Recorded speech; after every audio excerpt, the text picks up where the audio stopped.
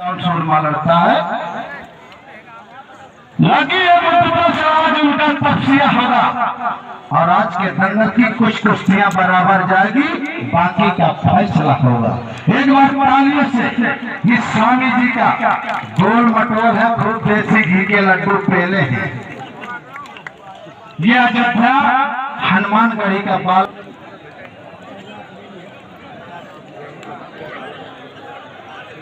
उनके कहूँ हुई बराबर छूटी से हाथ मिलाए 10,000 रुपए का इनाम है। नहीं है जैसे इस नदिया में बाढ़ आ गया है वैसे पर्यटक के दंगल में पैसे की बौछार आ गई। एक बार तालियों से स्वागत किया जाए, तालियों से। ग्वालियर मध्य प्रदेश, सतना मध्य प्रदेश के कुछ पहलवान है जो इनसे लड़ना चाहता है। हाथ मिला बड़ी सुंदर कुश्ती पात्रा कार के बीच में कुलदीप भैया हाथ मत